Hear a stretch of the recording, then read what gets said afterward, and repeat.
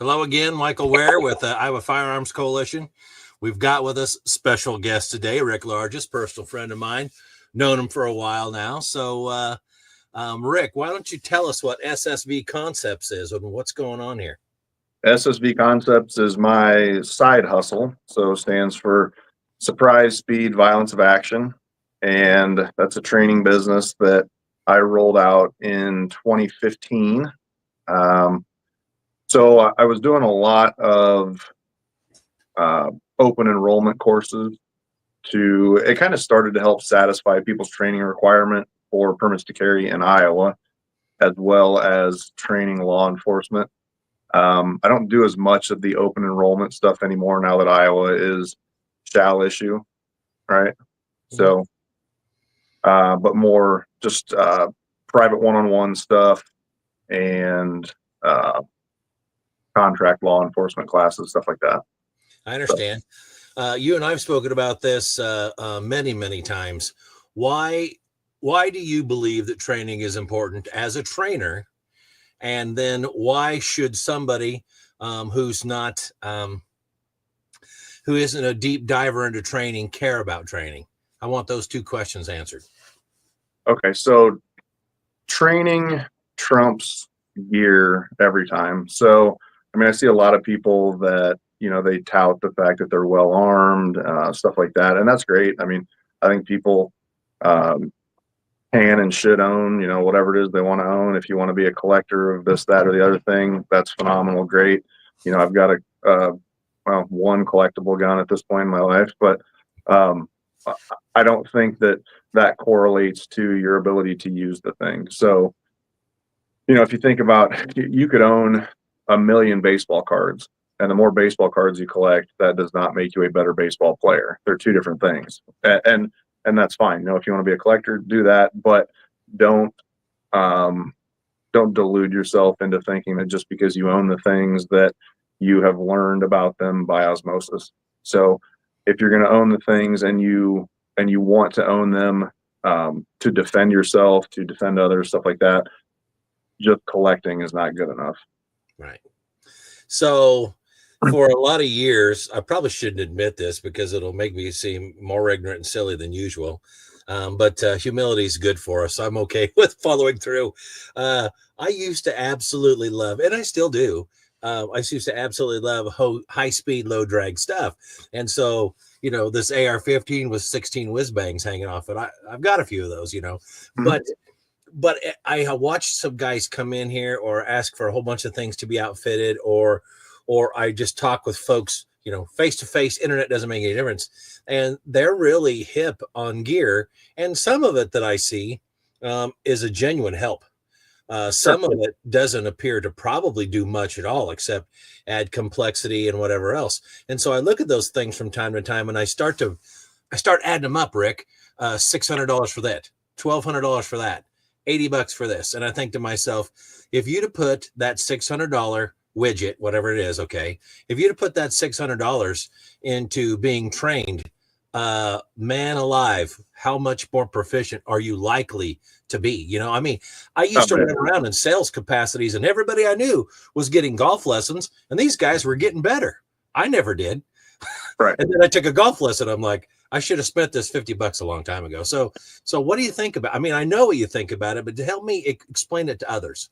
I mean, it's the whole Indian versus arrow thing, right? Like your golf club analogy, the $500 club doesn't fix the $1 swing. So you can go out and buy the hottest thing there is, but if you don't know what to do with it, I mean, it's doing you no good at all, right? Except wasting your money. So, you were talking about add-ons, widgets, whatever, to firearms, and I'm pretty sure I got this from you 15 years ago. You made some joke about somebody dragging their AR through the gun show with a crap magnet attached to it, right? And then they come out of there with, hundreds of dollars of extra crap. They took that, 5 or 6 pound rifle. Now it's a 12-pound rifle, which, that doesn't sound like 5 pounds doesn't sound like a huge deal until you're carrying it for an extended period of time, or when you're using it, when you're, trying to hold on target for an extended period of time. I mean, the whole ounces becomes pounds thing is absolutely true. So I was guilty of that. Like when I was younger, it was, does this thing look cool? I remember, so when I first got on SWAT, one of the first things I bought was this huge, like Bowie style knife, right? I mean, it was like a 10-inch blade, this big. I'm like, this thing looks awesome. And I carried that thing around on my belt for a year or two. And every time I'd sit down, it would stab me in the side. It would catch on stuff. And so that was the first thing that I'm like, why do I have this thing other than what I think is cool factor? So Yeah. it's funny, you watch, like, guys in the tactical community, and that's my area of expertise is SWAT guys, right? So you watch these guys and they get on the team and they just start buying stuff, right? They just buy and buy and buy. They get in the catalog, the Gall's catalog or Brownells or whatever, and they buy all this stuff that's tactical and strap it on the gun, on your vest, whatever. And so there's this curve of adding more until, whatever time frame that is. I don't know. For me, it was probably 5 or 6 years or something. And I'm like, I don't even know what this thing is. Where the hell did this come from? Right. So then it's the opposite. So then as time goes on, stuff starts falling off. And I mean, I'm pretty sure the last warrant I served, I was like, do I have to wear my helmet? Like, like, so things get stacked on, and then you realize how worthless it is, how much money it costs, how much extra weight. And so I'm very, very picky about stuff on my guns. So first thing is, do I need it? Right. And definitely need and not want. You got to differentiate between the two. Then does it affect reliability? Right. If it negatively affects reliability, that's a no-go. That doesn't work. Then does the cost justify the added weight or bulk? Right. So some things don't weigh much, but they create a much bigger footprint on the gun. That's stuff that bangs off of things, snags on things. And so, yeah, I mean, I'm very picky about most of that stuff now. Well, a lot of this comes with use, and I think that getting out there at the range, spending some money on ammo instead of maybe the next add-on, or having a trainer walk through some things that help you think about what you did and will take you a long ways. A perfect example is, and I'm ashamed to admit this, dude, but I had placed an exceedingly low priority on slings because I was never walking around with anything. I would walk to my hunting stand, usually with my weapon in a soft case, or like if I was going prairie dog hunting, I drive 1,000 miles to get there and then set up a picnic table on the back of a truck or a trailer, whatever else, and shoot from there, right? So I wasn't thinking about that. So somebody said, hey, you want to go shoot coyotes with it? I'm like, oh, not really, but yeah, I'll go. And so I volunteered to be like this guy at the end that was, I guess you would be calling it some sort of blocker. Okay. So they're like, well, do you need anything? We'll drop you off. And I said, okay, I'll stand here. So I'm standing there with an AR-15 because it's what I brought. No big deal. No sling because I placed no priority on them at all. Okay. So 3 hours later, I'm dying. I mean, I've been holding this thing here like this, waiting for something to happen. I'm like, did you guys forget about me? Like, no, dude, we're going to make our way over there. Hopefully. I mean, you can't tell where the coyotes are going to go. You just do it. So 4 hours went by before they came pick me up. Never saw a coyote. And I swore right there, I would never own a gun that I planned on going out to use that wasn't properly slung because it was stupid. I was so sore and so tired. And I thought, if something passed in front of me and I needed to make a good shot, I think that I'd wiggle around and I wouldn't be good, So were you on your phone buying a sling as you're standing there? No, I was shopping for them.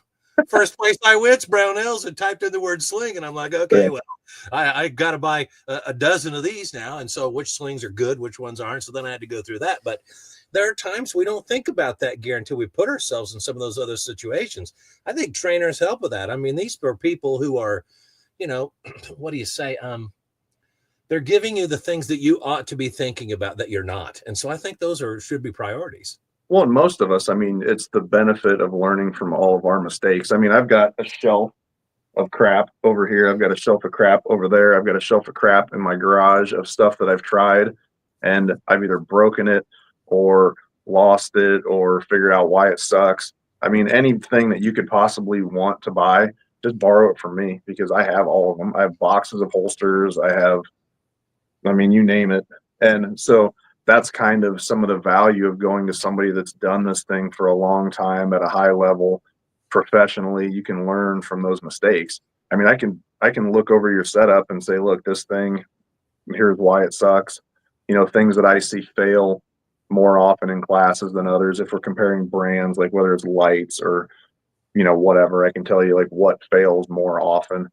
I mean, one thing anecdotally for me, I really wanted to have like the vertical foregrip on my AR just because I don't know, because I thought that's what you're supposed to do because all the guys in the magazines and movies and stuff had those things. And I can tell you unequivocally that that thing absolutely does not work for me. And I can tell you objectively why. So, you know, I think you get a lot of people that buy stuff and they say, well, I like the way that this feels, or I like the, and that's a terrible metric to, you know, for which to judge things that you're going to buy. So like that vertical foregrip for me, I went out, put it on a shot timer, and it absolutely slows me down because the way that I reload a rifle is mag in and I run my hand up the fore end to get to my, you know, to get to my support hand position. And if there's a vertical foregrip in there, I have to go out and around it. So, you know, distance equals time. So when I have to move my hand around, that's tick tock, tick tock, tick tock. And that shows up on a shot timer. And I've done it time and time again because every once in a while I'll get this wild hair. I'm like, yeah, I'd like to put a widget on there. And then I remind myself like, hey, go out to the range and prove it. Does it work? You know, what's the cost of it? And so that thing, those little vertical grips, not hugely expensive. They don't weigh much. Yeah. Don't create a lot of bulk, but it absolutely slows my reloads down. Like, you know, objectively with a shot timer. So that's a no-go.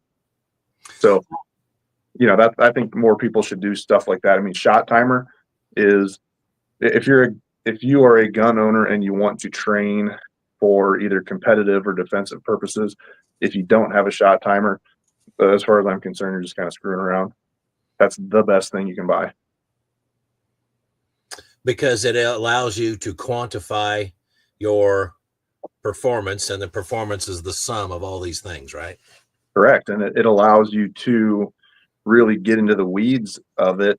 And, you know, a lot of times in classes, I'll do this. I'll do, you know, draw and fire X number of rounds, and I'll do it 2 times, you know, on a timer. And I'll ask people which was faster, you know, and most of the time they pick the one where, you know, I wait, and I do this on purpose, wait just a split second to draw, fire, you know, and I'll try to make up that time by shooting real fast, right? Like short splits.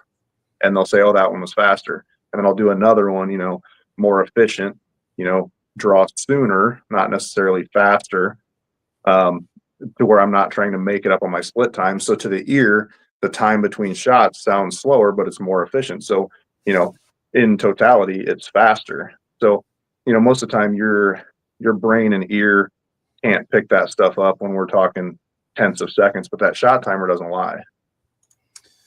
Yeah. That's the kind of thing that I often don't give any credit to. I don't think about, do I need this? And then there are a lot of people who are going to make the argument. I can hear them right now. Well, I'm not trying to be a speed demon. Well, I'm not asking you to be a speed demon. I'm asking you, A, to be proficient, and B, or maybe in competition for A, confidence. And that comes from knowing some things, not assuming some things. It comes from knowing. And if you're going to know something, well, like you said, you need to see it, quantify it, prove it. Okay, great. Now that I've shown which way is probably better in terms of speed or proficiency, whatever you want to call it, maybe I should trend that way. Because like you said, I mean, I've got friends out there. Yes, they're my friends. I don't, whatever, but they don't. I've got friends that don't carry with one in the mag or one in the pipe. And I'm like, well, I think that's a really, really bad idea. But I suppose there are some people who can make an argument that if you become exceedingly proficient at draw and racking one in, that you can do that quickly. And then the next thing that I ask them, do you actually practice that? Well, yeah, I've done it at a range a few times. I'm like, no. Have you actually practiced doing that from a seated position, like in your vehicle or in the church pew or at the kitchen table or whatever else? Have you done that? And the answer to that is almost always no. And I'm like, well, you're going to need to practice draws regardless from those positions because you inhabit those positions in a day's time, number one. And number two, if you're going to add racking one in on top of that, that requires almost always 2 hands. What happens if you're missing one or something bad happens? Now, And there are no, these questions aren't being asked and answered. And so I worry about those folks because I just don't think they're going to have a lot of time to try and defend their lives or somebody else's, you know? Right. You know, and like anecdotally, I've always been an above average shooter, I guess, compared to my peers. I never like struggled or, you know, was last in the bunch. But when I got the shot timer and was able to really deep dive some of that stuff, quantify what was going on, I mean, my shooting absolutely got so much better, so much faster. I mean, it's just, that's one of those mistakes that I made, that for 10 years I trained, right?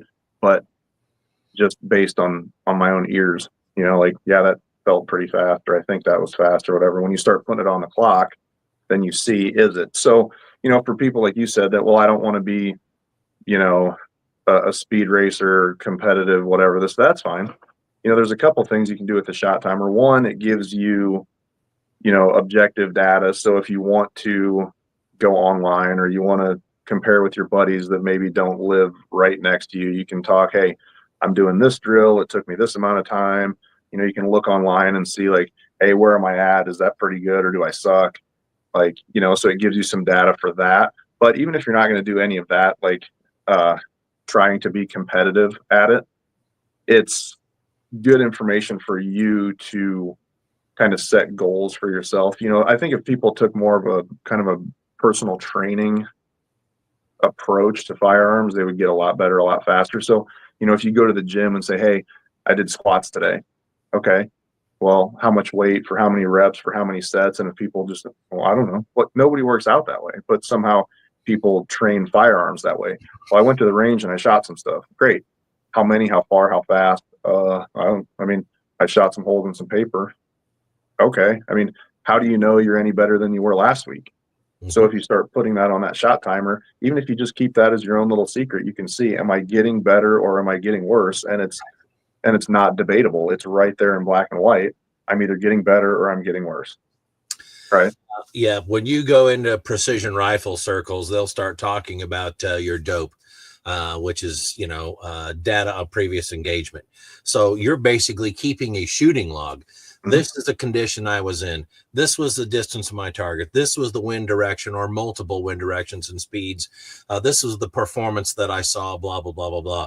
This is my round count between cleaning the rifle barrel and not, you know, that kind of stuff. And you start getting a sense, for not only your performance, but the performance of the rifle. And when things like this thing, I've got 700 rounds on it and my accuracy is really tapered off. I can see it.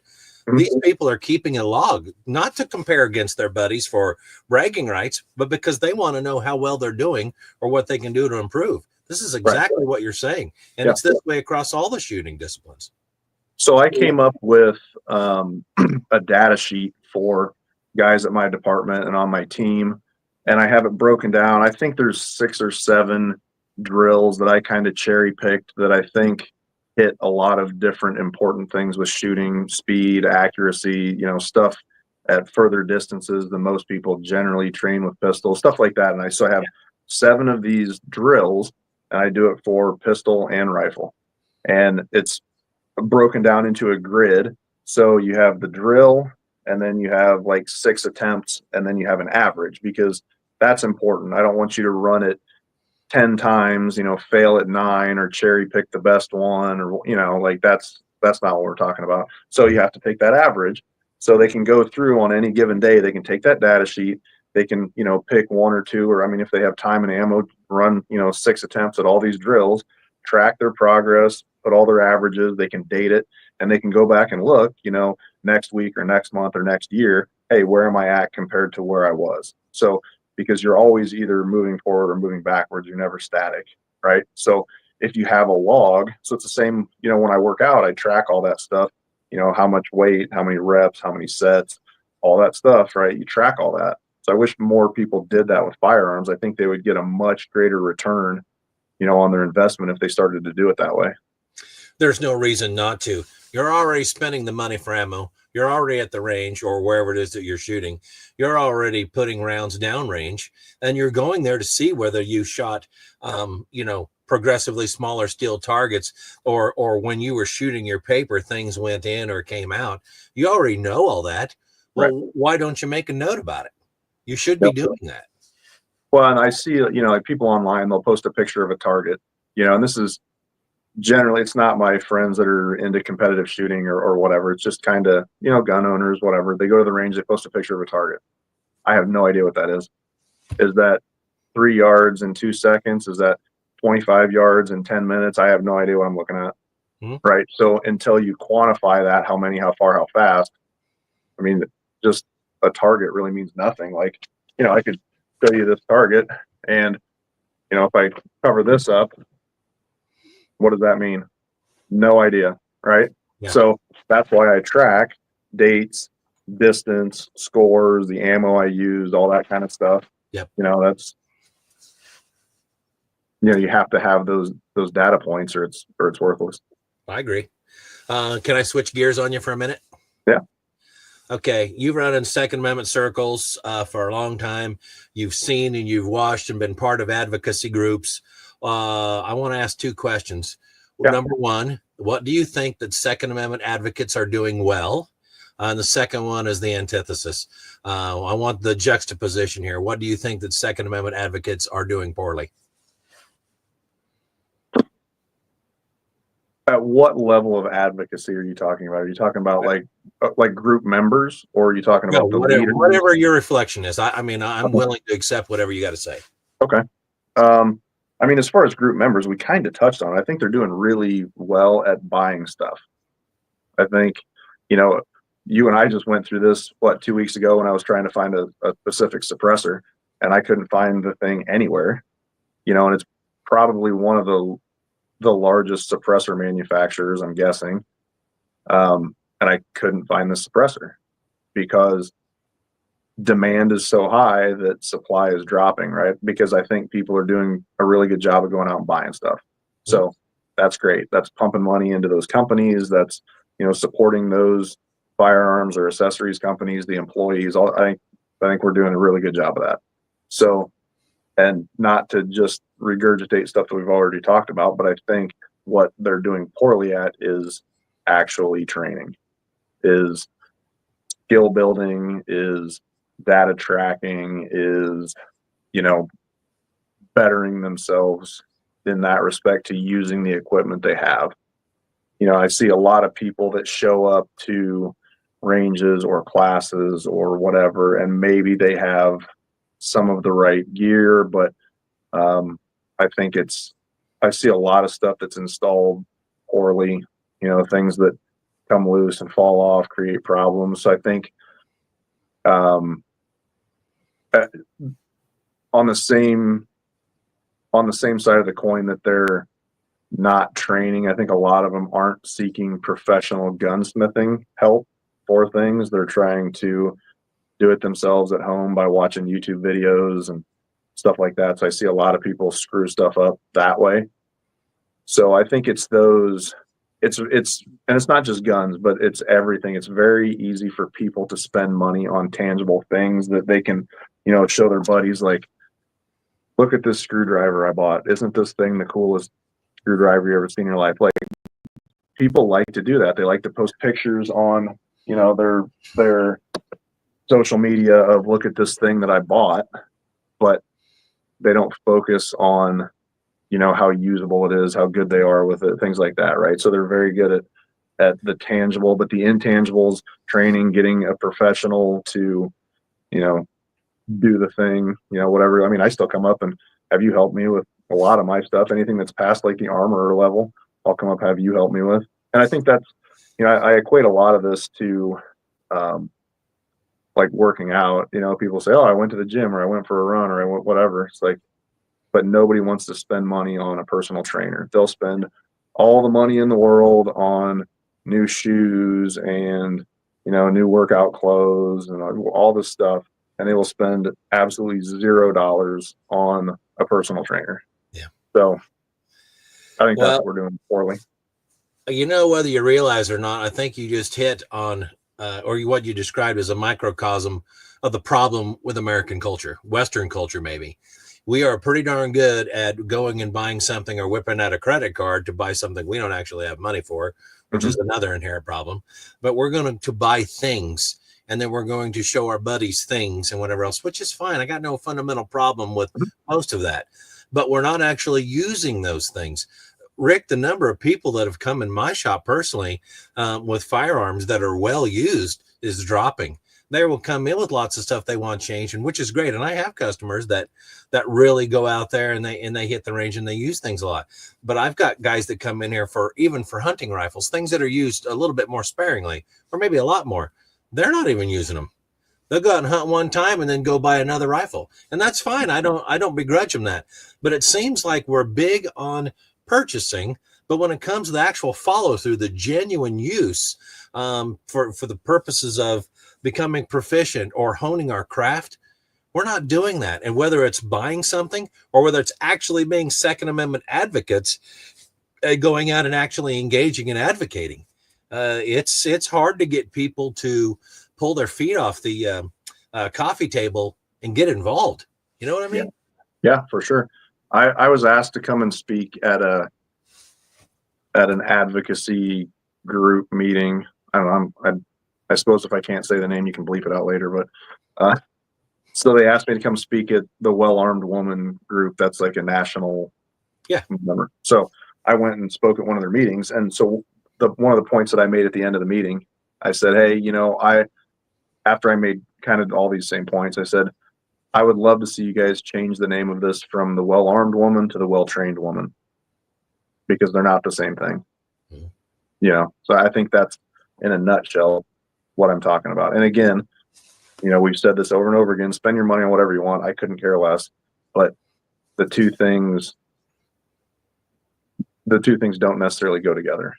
Right. So if you just want to collect, but if you want to be a user and you have things at stake, like, your life and safety or somebody else's, then you need to have your own higher standard for training than just buying a bunch of stuff. I mean, I had one friend a long time ago, and I think you and I have talked about this. I mean, this guy, every payday, he would go out and buy a gun or guns. I mean, was to the point at that time he was buying, cases of Mosin Nagants and, just nonstop buying things, to where he had to build a room in the basement. He had stuff in the garage, and I'm fine with that. Couldn't care less. So, but when I asked him one time about it, he was talking about how this is his form of preparedness. I said, how many magazines do you have for that one? And he's like, well, I think it came with one or two. I'm like, okay. I'm like, how much ammo do you have for that one? Oh, I think I got a couple of dusty boxes of ammo around here. I'm like, well, so, you're diluting yourself by thinking those things go together. Yeah, I know exactly what you're talking about. And it's good for us to discuss these things. It's good for people to be able to watch this video or listen to this podcast and consider some of these things. I don't ask you these questions so that you and I will take turns offending somebody. Sure. If you're offended, I'm that's not my goal, and I'm sorry if you are. But the truth of the matter is, I wouldn't ask these questions if I didn't care. I would like for you to be more proficient. I would like for you to be more confident. And one of the things that we said years ago when we made alterations to the Iowa Code, it's constitutional carry. There's no prerequisite for that other than you not having lost your privilege, or excuse me, your right, and it's hampered, right? I'm sorry that I even said privilege. It's so wrong. But we took a lot of criticism when we moved from may issue to shall issue, because the kind of training that you could take varied. I mean, you could, if you need help here, go get that help. If you want help here, go get that help. And I was a proponent of that, because I don't believe that you should be forced into training in order to exercise a right. But there's an inherent responsibility associated with that says, I go out and do A, B, and C. I just went through a scholarship application with my daughter where she had to extrapolate the true foundational meaning of the Second Amendment. And we walked through every single word and then put them in order and did all these things. And she's like, so well-regulated means what? And I said, baby, that means practiced. You have an obligation to be practiced, which means trained. And so this Second Amendment, this protection of an inherent right, tells you in no uncertain terms in the wording, we expect you to be proficient with this weapon, not only for yourself, but for when your nation calls, that you can come to their aid, come to the aid of your neighbors.